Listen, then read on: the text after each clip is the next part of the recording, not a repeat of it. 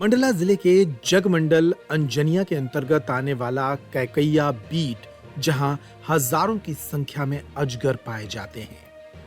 अनोखी है बस्ती, अनोखा है संसार। ये बस्ती है अजगरों की। यहाँ जरा संभल कर चलिए। 1.5 हेक्टेयर का यह क्षेत्र अजगरों की बस्ती कहा जाता है। यह बस्ती दमदम नाम से भी जानी जाती है, क्योंकि यहाँ की जमीन और चट्टानें खोखली हैं। यहाँ चलने से कदमों की धमक और आवाज सुनाई देती है। यही कारण है कि इसे दमदम कहते हैं। दूसरी तरफ देखें तो यहाँ हजारों की संख्या में अजगर पाए जाते हैं, जिसे अजगर दादर के नाम से भी जाना जाता है। यहाँ पाए जाने वाला अजगर रॉक पाइथन प्रजाति का है। अजगर दादर में अजगरों को देखने का सीजन नवंबर से फरवरी यानी ठंड का सीजन होता है। धूप सेकते अजगरों को सुबह 8 बजे से दोपहर 12 बजे तक आसानी से देखा जा सकता है। अजगरों को देखने यहाँ दूर दूर से पर्यटक आते हैं। यहाँ की खोखली चट्टानों और खोखली जमीन में सैकड़ों बिल हैं, जहाँ से अजगर बाहर निकलते हैं। यहाँ की खोखली जमीन और चट्टानों में जंगली खरगोश, चमगादड़ और अन्य छोटे जीव भी पनपते हैं, जो यहाँ रहने वाले अजगरों की खुराक बन जाते हैं। अजगर दादर से लगी रहवासी बस्ती है, परंतु किसी भी प्रकार की कोई अप्रिय घटना यहाँ आज तक नहीं घटी है। यहाँ के अजगर अपने ही क्षेत्र में विचरण करते हैं। कान्हा नेशनल पार्क से लगा होने के कारण इस क्षेत्र को संरक्षित होना आवश्यक है। इसे स्नेक पार्क बनाया जा सकता है। अंजनिया परिक्षेत्र जगमंडल की रेंजर श्रीमती लतिका तिवारी उपाध्याय ने बताया कि अजगर दादर 1.5 हेक्टेयर का क्षेत्र है, जहां बहुत अधिक रॉक पाइथन प्रजाति के अजगर पाए जाते हैं, जो शेड्यूल 1 का प्राणी है। ये अजगर 4 फीट से लेकर 15 फीट लंबे हैं। अजगर दादर इको पर्यटन क्षेत्र भी प्रभावित है। यहाँ अजगर दादर इको पर्यटन क्षेत्र भी प्रस्तावित है। इस क्षेत्र में पर्यटन की अपार संभावनाएं हैं, जिसके संरक्षण और विकास के लिए प्रयास जारी है।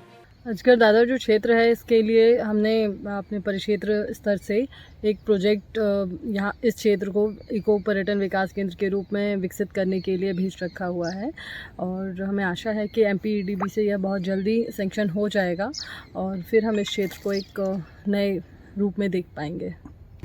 अभी हम सिर्फ वन सुरक्षा समिति के सदस्यों के साथ में हमारा स्टाफ यहाँ के संरक्षण के लिए कार्य कर रहा है।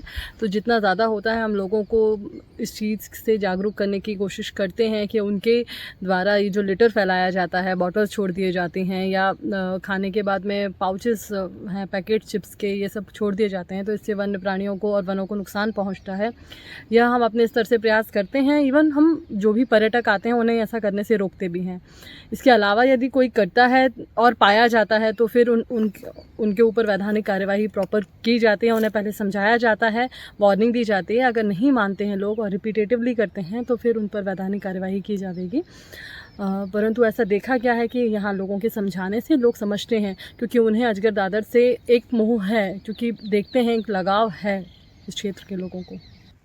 इस क्षेत्र की खासियत यही है कि यह जो क्षेत्र है पूरा अंदर से हॉलो है। जो चट्टानें हैं यह अंदर से खोखली हैं, जिसमें प्राकृतिक आवास अजगरों का पाया जाता है। यदि हम पत्थर ही हटा देंगे तो उनका हम प्राकृतिक आवास छेड़ देंगे। अगर हम किसी भी वन्य प्राणी का, वन्य जीव का प्राकृतिक आवास को हम नुकसान पहुंचाते हैं तो यह उनके लिए तो अच्छा नहीं होता है, प्लस यह वानिकी के रूप में एक अपराध भी है। अतः इस प्रकार का तो कोई कार्य नहीं किया जाएगा यहाँ पर जिससे किसी भी प्रकार के वन्य जीव को किसी भी प्रकार की हानि पहुँचे। लंटाना ज़रूर हम यहाँ पर सफाई करते हैं ताकि किसी भी प्रकार की अनहोनी ना हो। झाड़ियाँ और लंटाना की सफाई की जाती है।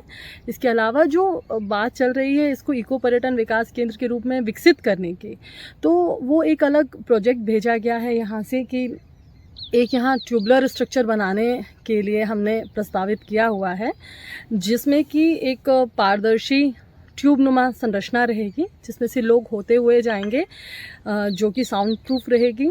इससे अजगरों के प्राकृतिक आवास को भी किसी प्रकार का कोई हार्म नहीं पहुंचेगा, प्लस जो व्यक्ति जा रहा है देखने के लिए वो भी सुरक्षित रहेगा। दूसरी चीज़, अगर वह हल्ला करता है, शोर करता है या कुछ खाने पीने की चीज़ है तो वो इस क्षेत्र को गंदा नहीं कर पाएगा या उसके किसी भी क्रियाकलाप से इस क्षेत्र पर असर नहीं पड़ेगा। तो ऐसा प्रस्ताव इस बार भेजा है हमने। इको पर्यटन विकास बोर्ड को। तो यदि यह सैंक्शन हो जाता है तो इस क्षेत्र को संरक्षित करने के साथ साथ हम यहाँ के लोगों को रोजगार के अच्छे अवसर प्रदान कर पाएंगे। मैडम कितने यहाँ लगभग 3 फीट 4 फीट से शुरू करके 15-15, 17-17 फीट तक के अजगर देखे गए हैं।